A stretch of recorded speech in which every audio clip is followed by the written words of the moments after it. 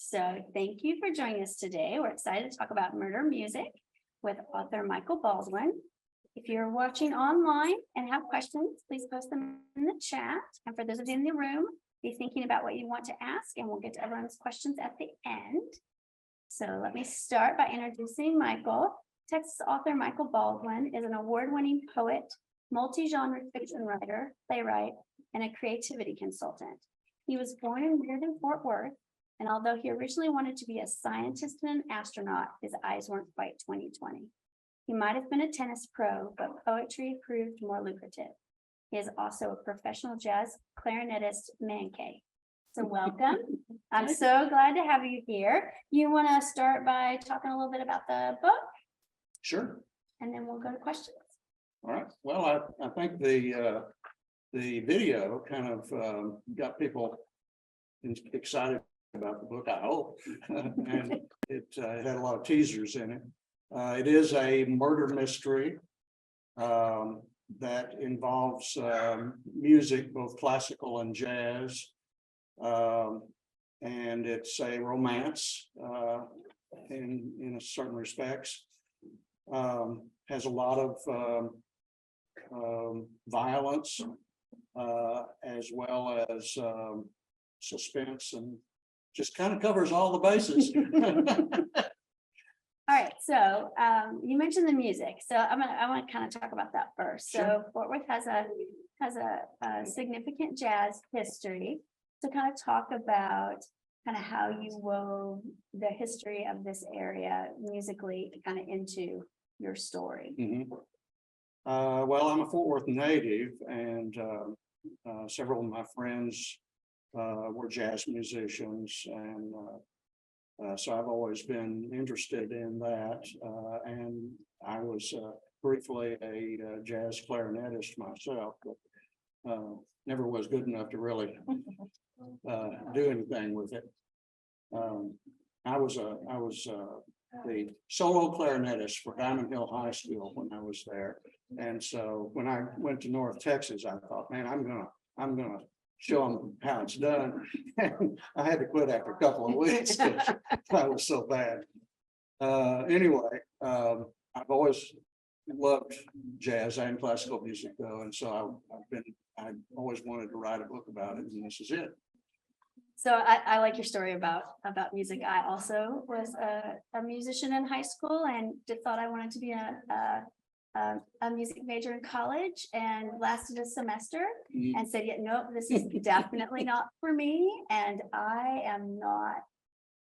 do not well enough to be competing with all these people. So talk about your two main characters, Missy and Tiger, and how their love of music brings two very different people together to form a great friendship. Okay.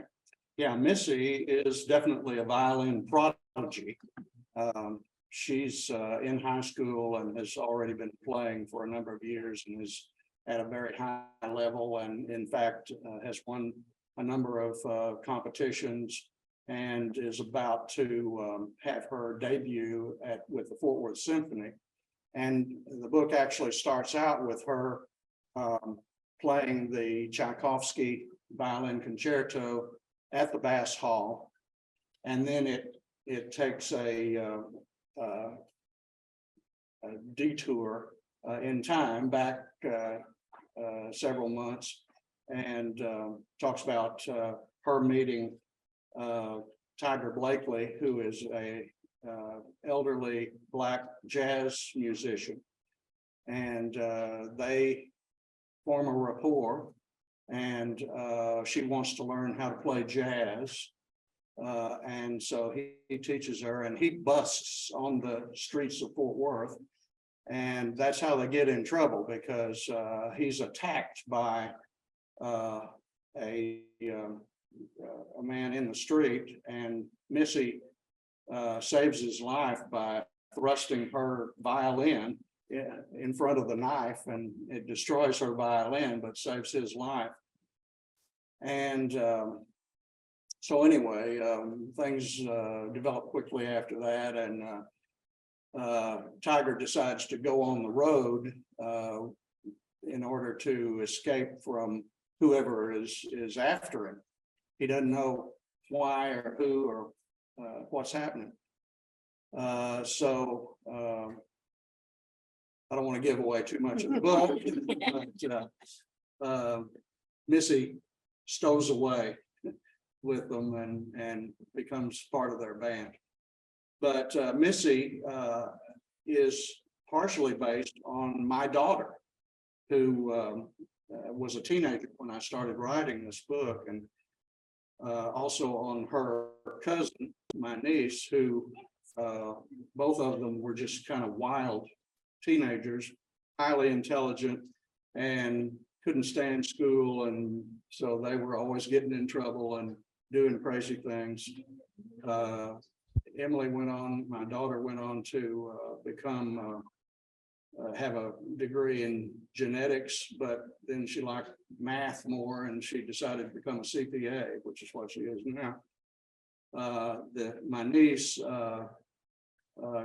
graduated at the top of her class from high school, even though she got thrown out of it, and then went to University of Texas and graduated at the top of her class there, went to Harvard Medical School, and is now a medical doctor and psychiatrist. So they were both highly intelligent, highly crazy kids, and we're always getting in trouble. And that's part of what I write about in the book.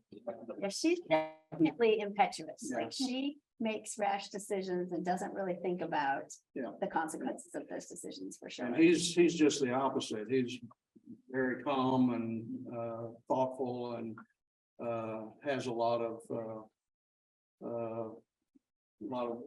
experience and behind him in the music world. And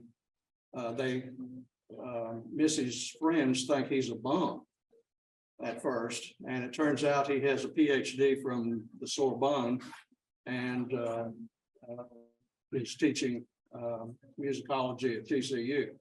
So lots of surprises along the way. Yeah, I like how you kind of weave those in unexpected ways. You know, definitely you can't judge a book by its cover. Or a person. Or a person, yes. So you mentioned that Missy breaks her violin after an attack on Tiger's life. And in return, she gets a very special violin that plays an important role throughout the book. Talk about the instrument you wove into your book, but also the lore that surrounds naming instruments, and there's quite a few famous. Yeah, I did a lot of research about violin making and playing, and the history of how violins were disseminated among the players. And this violin is a fictional violin, but it's a Guarnerius called the Archangel. All the great violins have names, like the Emperor, or the Swan, or the Old Bull, or famous ones. Some of them are named after owners of them. But anyway, the Guarnerius is not as well known as the Stradivarius, but it's equally as good. In fact, a lot of violinists think it's a better violin than the Strad. The Strad is made to be powerful and to pierce through the orchestra. The Guarnerius has a sweet, deep, dark tone to it. And Paganini had a Guarnerius. He was probably the most famous violinist of all time. But anyway, there's a history to the Archangel that I take a whole chapter to talk about. And it was owned originally by a teenage girl who was a violin prodigy, but she died young. And it turns out that her spirit is haunting the violin all this time. And the violin, or the spirit in the violin, saves Missy's life a number of times during the story. And I also had the archangel figure as the violin in, I don't know whether you're familiar with it, but during World War II, Olivier Messiaen, who's a famous French composer, was in a concentration camp. And he continued to compose during that time, but the only instruments available were a violin, a piano, a cello, and a clarinet. And so he wrote the quartet for the end of time for those particular instruments. And so I made the archangel as the violin in that history. So yeah, I really enjoyed exploring about violins And I like how you take real life, some real life history, right, with the concentration camp orchestra and all of that, and kind of weave it into your very fictional story. Talk about kind of how that research process goes, and then how you kind of turn those things into some fiction. Well, having been a research librarian, I enjoy research actually. And so, yeah, I wanted to make it as historical as possible around the fictional story. And so that's what I did with the violin. And a number of the characters in there talk about the history of music and various real musicians who are famous. And they go to a number of famous places, the Elvis home in Nashville, a number of places like that. And I also got in some political and social history, American politics, French politics. Some of it takes place in France and Europe in general. And the Tiananmen Square incident. So yeah, I love to make it as historical as possible and weave that in with the story. It definitely helps kind of give it a setting and a place, and you know, you feel like these people have lived real lives because they're talking about events that you know about. Absolutely. Yep. Talk about your writing process. Do you have a set routine? Yeah, I usually write for a period of about an hour and a half, 2 hours in the morning after I get some exercise. I find that exercise really activates your imagination and creativity. I think I told you that I have studied a lot about neuroscience, and a lot of that involves how to activate the brain to be more creative. And so I find that by getting exercise before I write, I'm much more creative, much more focused actually as well. And the 90 minutes is a natural mental cycle. You sleep for 90 minutes at a time and have your REM sleep, and it goes down through a series of steps and then back up over a period of 90 minutes. And your body does that in the daytime too. So I recommend to writers that they write for only 90 minutes at a time and then take a break and do some other things, and then maybe do another section of 90 minutes in the afternoon or something like that. So that's what I usually try to do. What gives you inspiration?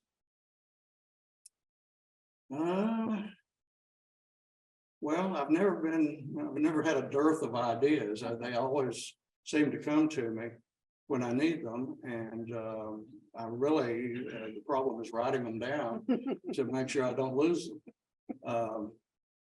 One of the other things that I've learned about from neuroscience is that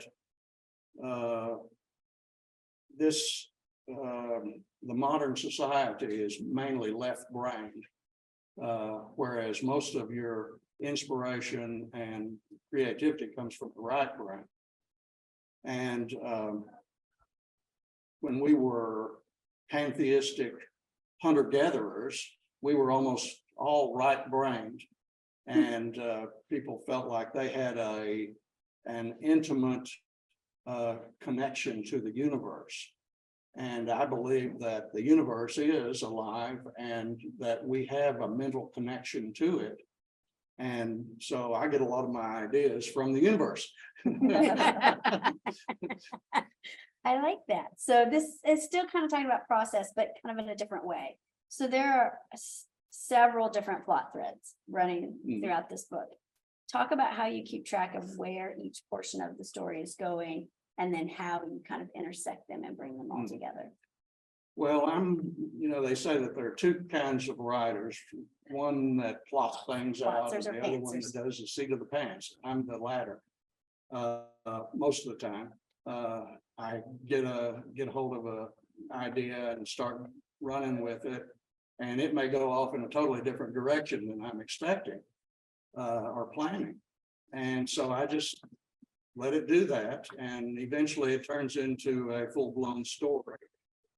And at that point, then I try to create a plot sequence and a chronological pathway for it, and make sure that everything is in chronological order properly, and there aren't any problem with this happening and this happening at the same time, that sort of thing.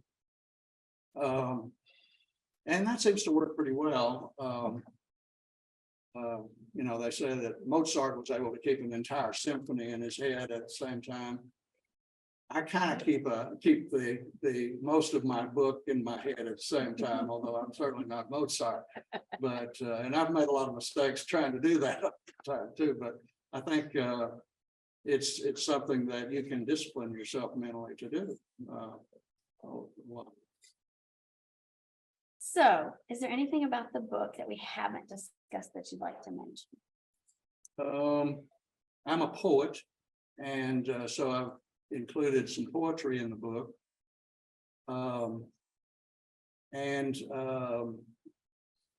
The concept of double mind is also something that I included in that book and in the Neanderthal Gita book that I just published last year. And it's a little too complex to go into right now, but it's a mental concept that helps the person who is able to learn to do it to act much more efficiently and to think at the same time. That's what. Let's see. Am I going to read an excerpt from the book? Yep. I'll bring double mind into that in that excerpt. And I wanted to mention the third major character that we didn't talk about, and that is Dylan Moonbear, who comes in kind of late in the book, but then he's a major character, and you don't know whether he's a villain or a hero, a good guy, until pretty far into the book. And he's probably the strangest character in the book because I describe him as a red-headed Indian from outer space. And that's about all I'm going to say about him. Yeah, you definitely have to read about him. Yeah. All right, so you want to Sure. read your excerpt? Actually, since we kind of had a good spot for that.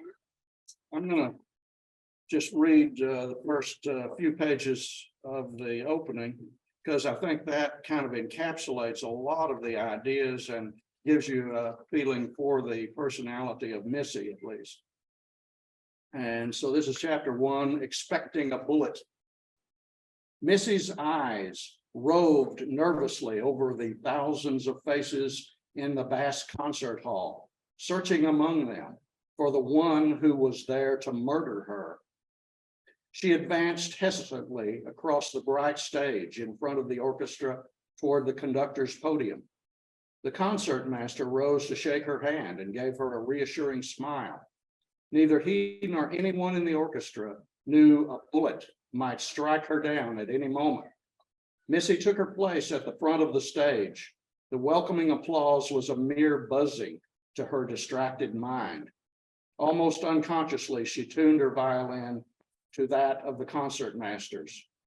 Now the conductor came out, shook Missy's hand with a wink and a smile, and stepped up onto his podium.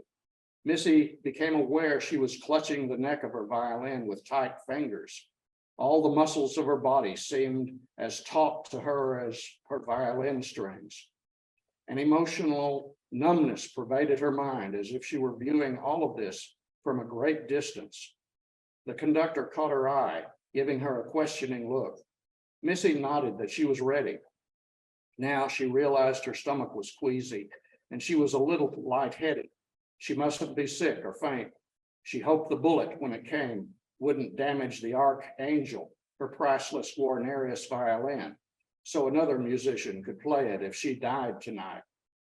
The conductor raised his baton, and the orchestra began the long introduction of the Tchaikovsky violin concerto. I wanted to use a different violin concerto, but I needed one that had a long introduction where she's just standing there listening to it and thinking. So, Tchaikovsky was it. As she waited her turn to enter, Missy again surveyed the audience and imagined the bullet coming right at her eyes. She knew she wouldn't be able to see the bullet or even hear the shot, but she wondered if she would have some awareness of it before the slug tore through her heart or brain. She trembled a little and didn't know if it was from her fear of dying or fear of playing badly. Now it was time for Missy as the soloist to enter for the first time. She forced herself to stop worrying about the assassin and concentrated entirely on the music. If she was murdered during her solo debut, she wanted the critics to say she at least played competently before she died. Missy's eyes flared with defiance. Her right arm ripped the bow savagely across the strings. The Archangel growled with a terrible beauty in its lowest register and slashed through the thick musical atmosphere the orchestra had created. Then the violin transformed her into a great seabird soaring through a storm, double stopping and singing with such power and sweetness it carried Missy up above the tumult into the brilliant sunlight. On and on she flew, sometimes diving back into the storm, then swooping up again into the cold, bright heights. Abruptly, Missy realized she was watching herself play, almost as if she were a member of the audience. However, she could also feel all the sensations involved in playing. She found that her consciousness had split into two separate minds. One mind was playing the Archangel, the other was observing her play and somehow helping her play with wonderful technical proficiency. This must be the double mind mode Mr. Blakely had learned in India and had explained to Missy. But this was the first time she had experienced a double mind. Her doing mind was now released to play as beautifully and efficiently as possible. Her observing mind would watch and think apart from her doing mind. Now she had no fear, no nervousness, just a detached, impassive calm. As she watched herself play the Tchaikovsky, her observing mind leaped back several months to the music recital she gave at school just before the killer's first attack. She watched the memory of it all unfold like viewing a video. Missy was now playing, observing, and remembering as if with cosmic consciousness. Thank you. Thank you. Thank you very much. Thank you. So, are you working on anything new? Oh, yeah. Always working on something. Anything you can tell us about? Yeah, I'm just about finished with a new novel that's also about jazz musicians. I'm kind of on a roll as far as that's concerned. And it takes place in Fort Worth,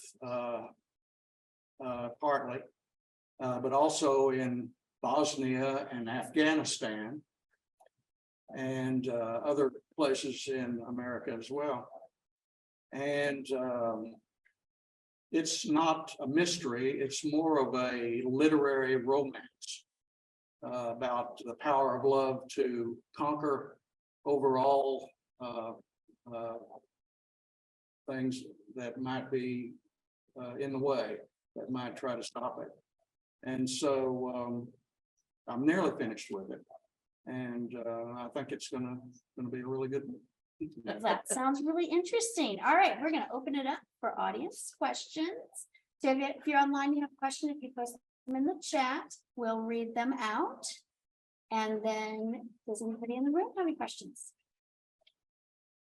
Like, how does murder music fit into your, well, you know, can you, in a few words, summarize the way, what you write about in general? And how does murder music fit into that overall, your overall collection of works? So let me repeat that first, so people online can hear. So the question is, talk about kind of your overall things that you write and kind of how murder music fits into that. Is that a good summary? Yeah. Well, as I said, I've always been interested in music. So I wanted to write a novel about that. This was my first novel. And but then along the way, I also got interested in mental processes like this double mind concept, which is a real concept. In fact, you probably experienced it at some point if you've been an athlete or a musician or something like that. When I play tennis and I'm really in the flow of it, I experience double mind. So it is a real thing that people can develop and train themselves to use.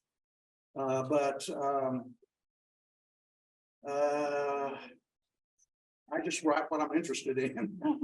And I love mystery. I love thriller action. And so that's what I've been writing about. Neanderthal Gita is more of a thriller.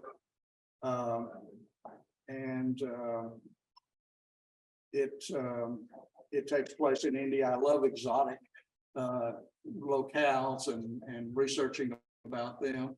And so I guess that's just you know, my way of writing and my interest in writing. Any other questions?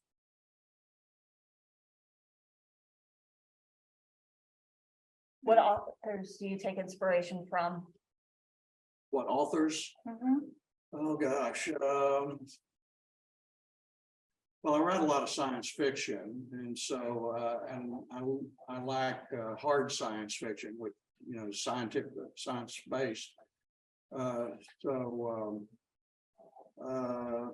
Stevenson.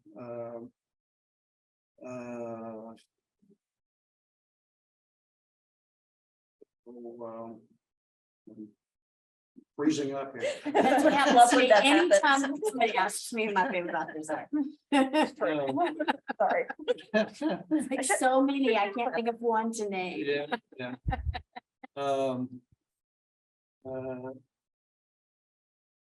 Oops. But yeah, I just enjoy any really good author who writes mysteries or science fiction. I'm constantly reading. I recently finished the novel A Severed Wasp by Madeline L'Engle, who wrote Wrinkle in Time. And it was an adult novel about music and about, it was a mystery and very well done. I wouldn't say that I was influenced by it. Her style is kind of strange, but I feel like I have my own style to the extent that I'm not overly influenced by any Others. other author, although I'm sure I am to some extent. All right, any other questions? Eventually, mystery dogs, I think, for me, because it seems to me that mysteries would be very hard to write. I mean, the suspense going, the not revealing too much to the reader, but just enough. And do you subscribe to the theory that at some point the reader ought to be able to put the book down, and if they're clever enough, they've got all the clues they need, they should be able to solve it? We rarely do. We just beat on and let the sleep solve it. Is that? How do you think? Yeah, well, murder music is a mystery. I'm sorry.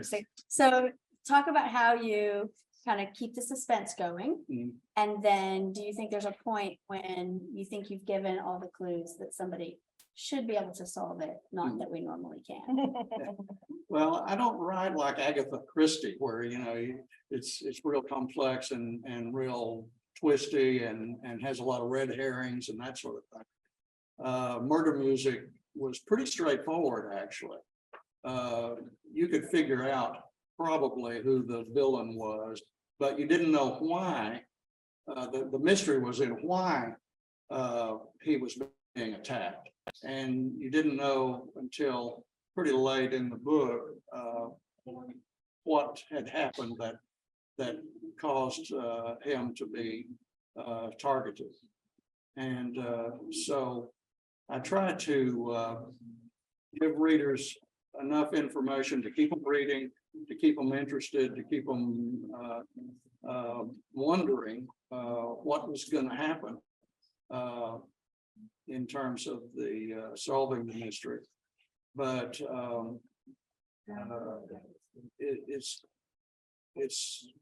pretty straightforward. It's not real twisted.